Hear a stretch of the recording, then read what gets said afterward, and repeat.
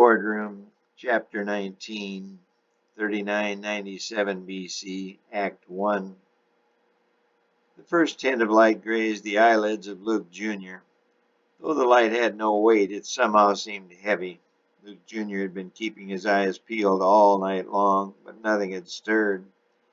He remembered it being odd. Usually there were bands of scout angels, and even an occasional skirmish would take place. But nothing was going on this night. Nada. He surmised this inactivity was why he was so tired. Suddenly he felt a tap on his left shoulder. He was thankful his 8 hours were over. However, he then heard a whoosh. He turned and saw a teeming mass behind him. It looked like the West Division.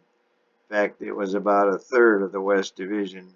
They were streaming toward the capital with swords drawn but lasers off.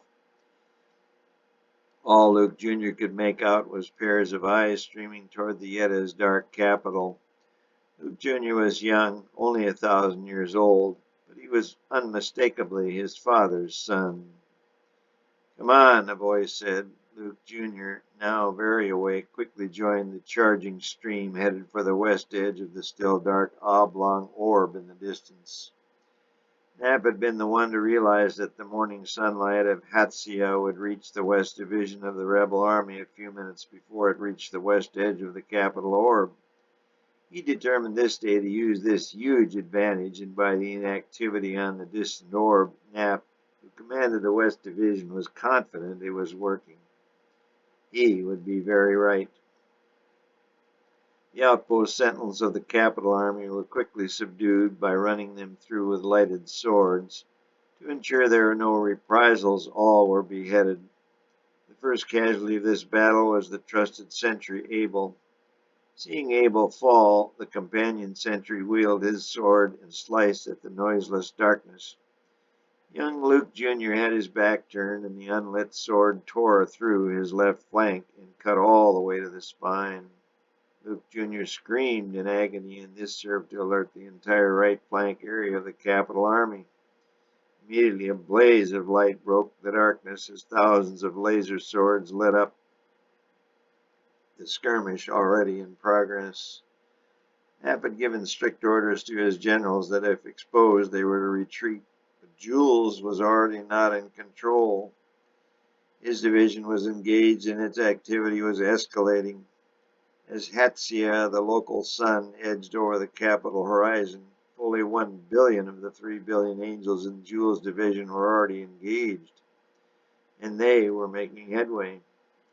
Because their ring or battle line was wider than that of the more compact oblong orb of the capital army, they were able to continually outflank their opponent, until finally they were able to surround large companies of the capital soldiers.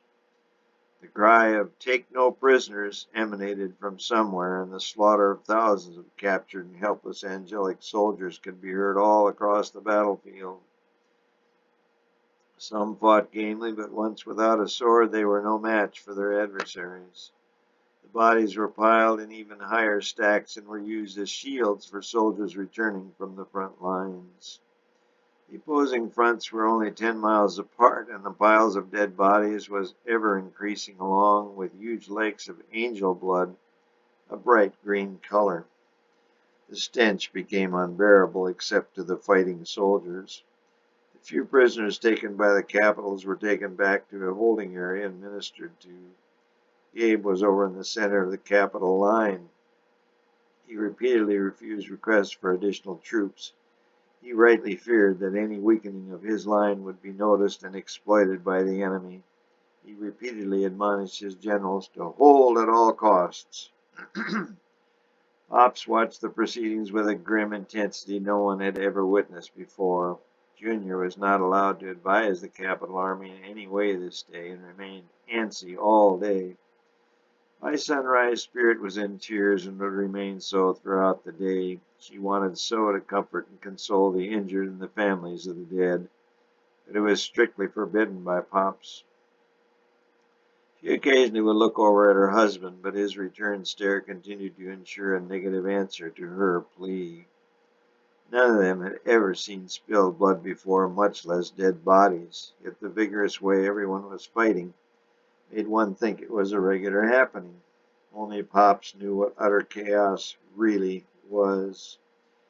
Yet he, too, in his eternal existence, had never witnessed bloodshed and death.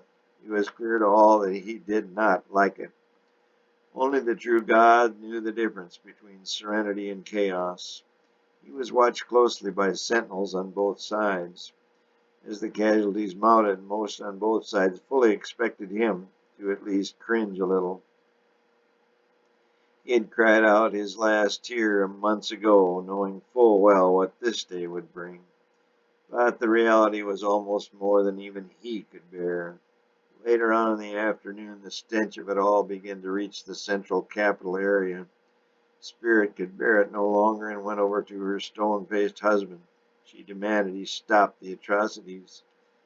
His unresponsive stare into the distant fog of battle gave her the inevitable answer to the demand she knew he could not meet.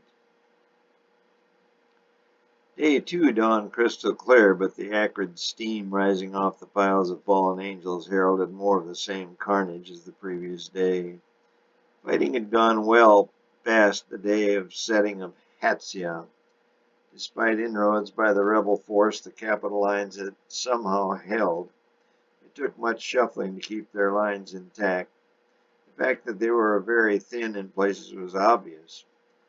Knapp implored Bells, the overall commander, to allow him to begin the initial assault on day 2, but both knew the exhaustion within his division would lead to futility. If they were asked to charge again, even against the enemy's weak far right flank, it would fail. All knew it would be Ad's turn this day. Knapp's left wing of the army had fought gallantly on day 1, but was exhausted. Ad's right-wing force was far less engaged with the enemy on day 1, and all knew that this would be his day to shine. All surmised correctly that the entire capital force was weakened significantly as they had to shuffle forces to shore up their lines repeatedly. The losses on both sides were staggering. The rebels lost and injured total 1 billion, a tenth of their force. The capitals lost twice that number. Bells and his generals were not sure where the weakest point of the line was, but they themselves were strongest on Ad's right wing. Ad wanted to wait until after lunch to proceed, as he wanted to review every aspect of his attack over and over. It made the other generals weary just watching his meticulous and repetitive preparation, but today on day 2, they would come to appreciate all his quirks. They fully expected he would lead them to victory. At about 11 a.m., as Ad surveyed the field from his perch behind his lines, his mouth dropped open. He and his men saw a steady stream of soldiers from Alexius' division move forward. They stopped right in the middle of the field and formed their own relatively short battle line 5 miles away from the main capital force.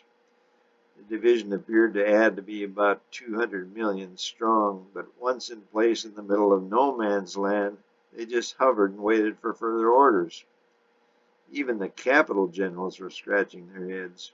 Gabe was furious, but no one seemed to know who gave Alexius the order to march out there into such a vulnerable position.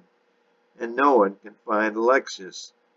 In fact, he was out at the front of his forward contingent, a sly smile clinging to his lips.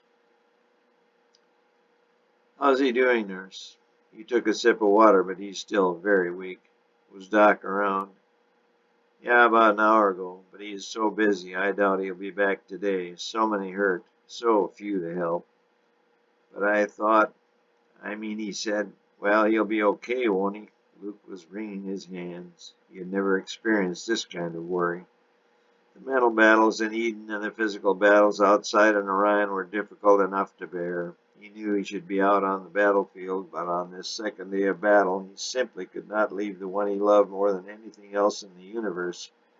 Luke Jr. was the first soldier injured in this battle. He had been swept out along with Knapp's charge and was caught in a flanking movement by the capital's far-right division.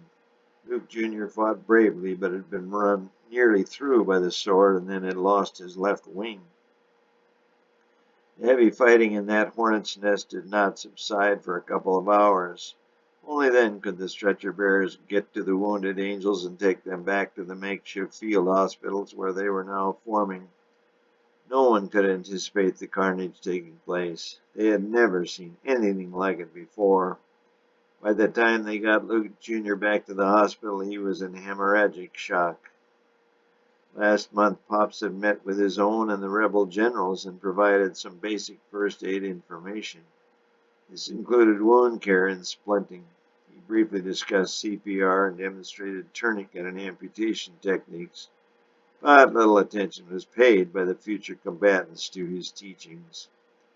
The angels all thought there would be bumps and bruises, but little more. Pops had left the meeting shaking his head. What do they think? This will simply be a game of tag? He had asked Spirit, but he knew that until a soldier had seen the elephant, he would have absolutely no clue as to what war was. He had conducted talks with both sides for days and months on end, but when the talks finally broke off and either side would come back to the bargaining table, he knew the time had come. The very next day, he began his work on the Milky Way and its planet, called Earth. Luke sat staring at his son lying quietly on the bed. He held his son's hand. He caught himself praying silently that Pops would come and heal his son, replacing his missing left wing and fix his bleeding wound. He bit his lower lip and vowed he would go back to the table and bargain for 1,000 years if Pops would restore his son's health. He had earlier that day told everybody in the war room that he wanted the two capitals that had wounded his son to be taken alive. He, Luke, would personally administer their torture. But now, sitting with his seriously injured son, he vowed he would take it all back if his son would be made perfect again.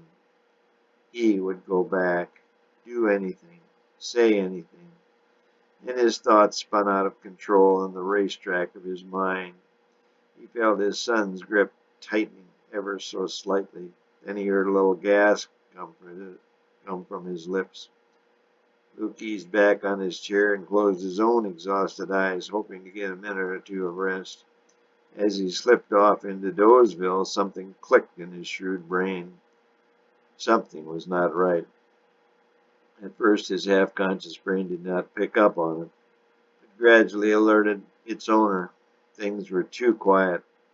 The warning electrical impulses finally got through, and Luke lurched out of Dozeville. He stared at his son.